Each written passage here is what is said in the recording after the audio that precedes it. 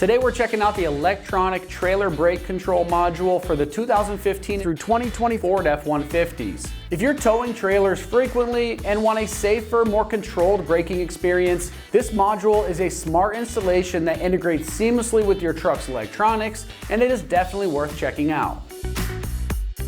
This brake control module works with Ford's Smart Trailer Tow Connector system to deliver smooth, regulated braking for your trailer. This is a direct replacement that connects directly to your F-150's wiring harness and the mounting point. It continuously monitors the difference between your truck speed and the trailers, applying brake force only when needing, eliminating the jerky, over-aggressive braking that can occur with manual controllers or older systems. Because this module is designed to work with your truck's ABS and stability control systems, it ensures consistent, predictable handling when braking on slick roads and those steep grades. It's a must-have upgrade for people who tow heavy loads with their F-150 frequently, and it enhances the braking precision and synchronization between your truck and trailer, ensuring a more confident towing experience. This guy's built with factory-grade electronics, and the module is engineered to match or exceed the OEM standards for ruggedness and the sealed performance. It's compact and mounted securely into that factory location, ensuring long-term reliability even under towing stress and regular use. And when it comes to the pricing on this, it's going to come in right in that upper $200 price range. That's a solid value for a factory quality integrated brake control solution that adds both safety and function to your towing setup. Installation on this one is rated a 1 out of 3 wrenches on the difficulty meter, and you can have this installed in just 15 minutes of your time. Now let's see exactly how that install process works with a quick video from one of our AmericanTrucks customers. Alright, so all the tools used for this is a little plastic pry bar for the panels, a 7mm deep socket here, a ratchet, and then I used a drill with a little extension and a adapter so that I can have the socket in there, and then the drill. And then some additional items for the programming side of it is the OBD link tool here that connects to the OBD and the computer, the computer itself, and then the owner's manual as well. And then if you do need fuses, the fuses that were used were J-case fuses, like little rectangular ones or the long ones or short ones, depending on which ones you need. Alright, so for the first step to putting in the part, we need to remove this whole part. So we gotta start with this grill here, and I'm using a little plastic pry bar here. And there's going to be clips to release in these 4 positions here. So you just pry it under, kind of reach back, and just keep working it to get it to where it pops up. Same thing on this side. Pry in and pry up, prying that all the way up. There we go. And then that'll reveal the speaker. And then here we have a bolt in here and a bolt in here that we'll need to remove. I'll give you a closer look there. So we gotta remove those 2 bolts there. So we'll come back and get that one. So now we're gonna remove the 2 bolts here. And I do recommend using a deep socket, and it is 7mm, just so you have a little bit of extra room here to get it up.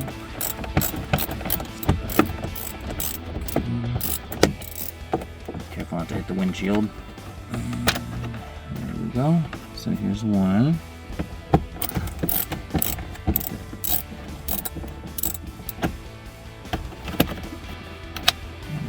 Got the second one out there, and now we can get to removing this whole piece here. Alright, so for removing this piece, we're going to use the plastic pry tool again and pry up on everything here, and that'll just pop it all up and out. And then with this, there's a plug here, so you can go ahead and just remove that plug. There's a little pinch on the back there. There we go. And this you can just set off to the side. So now what we have is we have another little screw here, a little bolt here, and again we can use the 7mm socket that we did earlier. Go ahead and take this off. Got that one off. And then get that second one off. And again, if you have a powered one to help get these out more quick. Alright, I'll set that off to the side, the second one. Okay, so now we can start to try and remove this front panel here. Alright, so to remove this front panel, we're going to want to start pulling on it from the top here, just straight back. And that'll start to remove all those clips. Work our way down, so just pull it all the way out. Now behind here, we're going to have a couple clips that we're going to want to undo, some plugs. So we've got 2 here at the top, 2 at the bottom. So we can take out these clips here. 1, 2, and here at the bottom, which has a little button on it. Get one all the way off.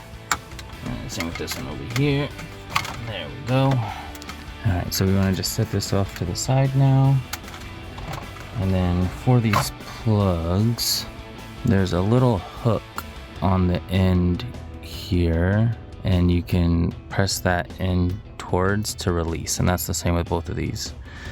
These ones on the bottom here, there's a little clip in the middle, a little clip right here that you can press into to help release it. It's a little bit lower, it's not as high, it's a little bit lower on this one. Alright, so the next part that we'll have to do is we'll have to take this panel off, and here, same method, we're just going to start pulling straight back, undo all those clips as we work our way down.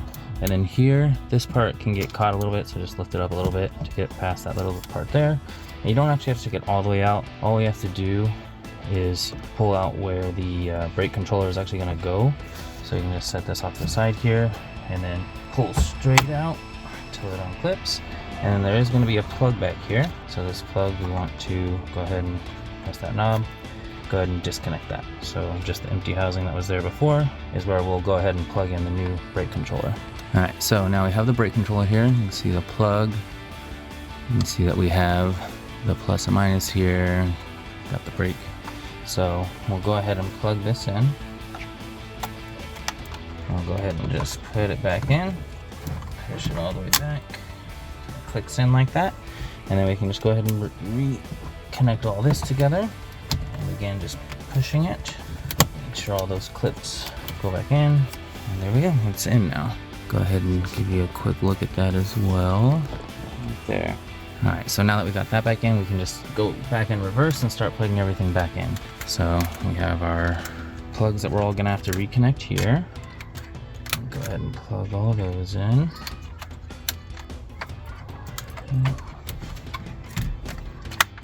Pushed in. And then same thing here, we're just gonna want to make sure that we push all these in. Start from the bottom and just work our way up. Make sure it's all pressed in. Alright, here we go.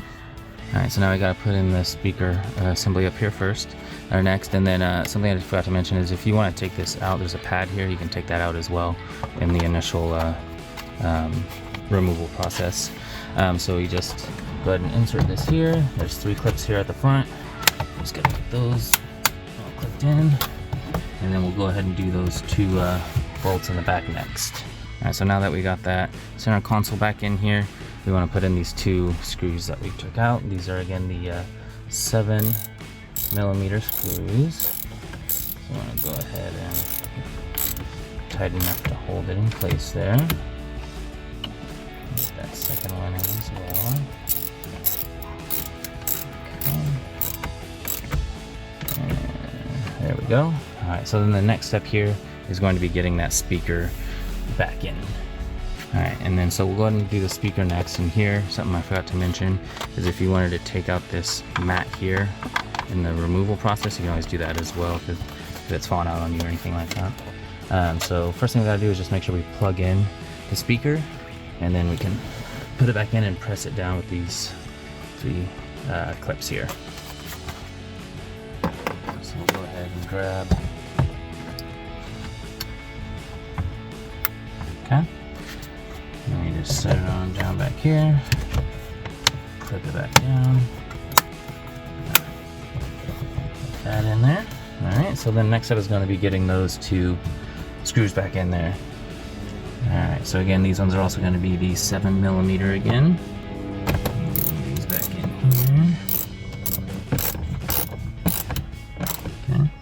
And again, just getting them taut. You don't want to go too tight and strip everything out.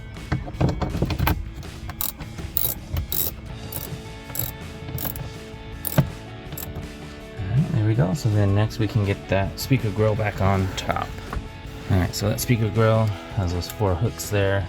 Just want to line them up and start pressing them back in.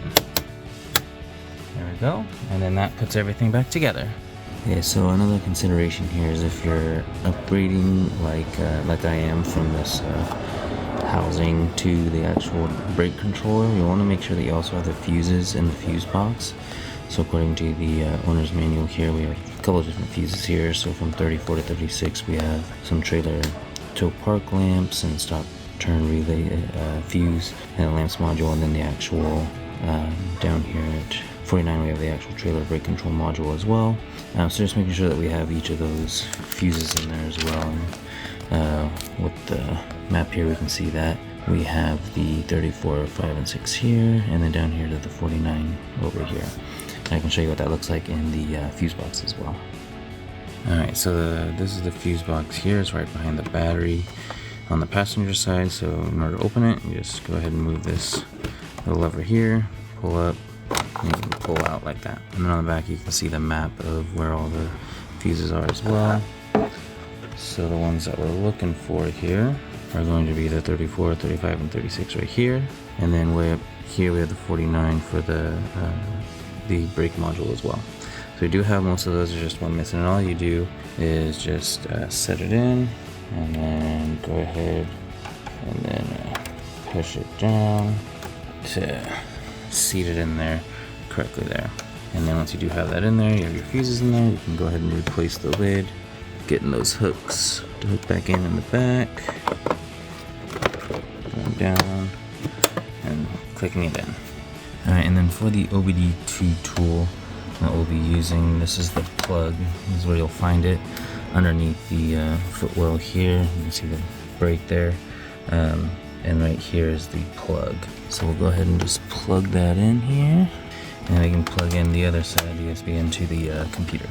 And then if you are upgrading, instead of just replacing the brake control module, you'll need to program the vehicle to activate the trailer brake control module.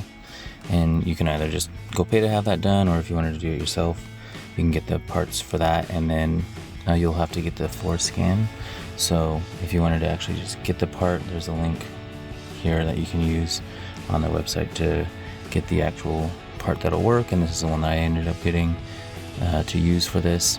And then you'll want to also get the software here for your device. So for Windows, you can install this device and then install the software to the device, and then you can get the free extended license that you'll need to actually enable the trailer brake controller. So you would just click here, install it, and then if you go here to get the extended license, you'll just have to put in your name, your email, and the hardware ID, which to get that, you can click here, and then you'll see it here where in the actual software, when you open it, you'll see the screen. You'll come down here, select this option with the question mark down here, and then it'll just be right here where it says. You can copy that and then paste it back over here, and then submit.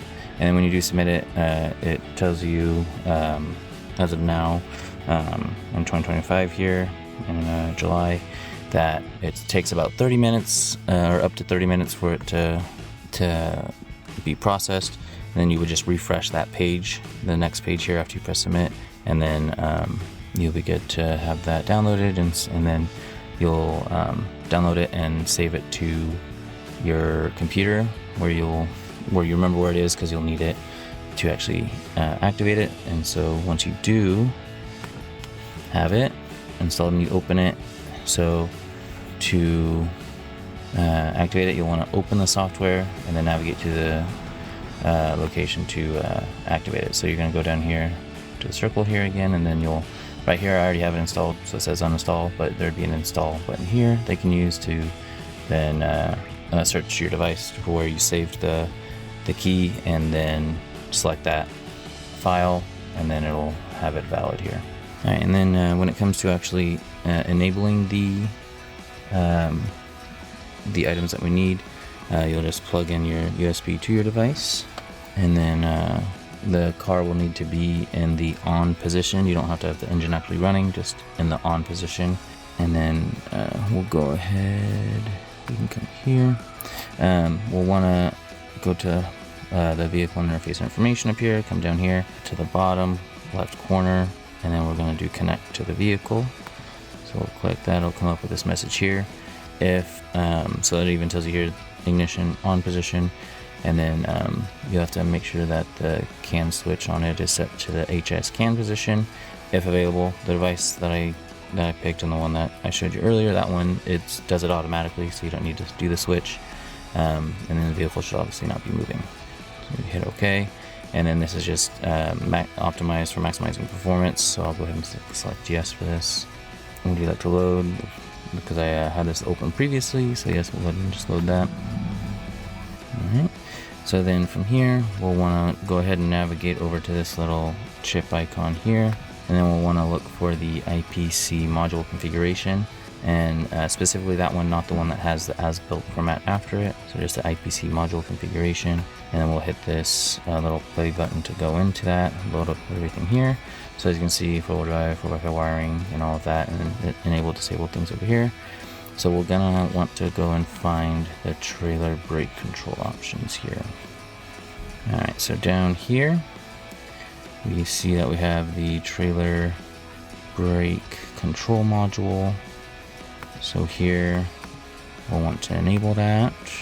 And trailer brake controller gain setting, enable that.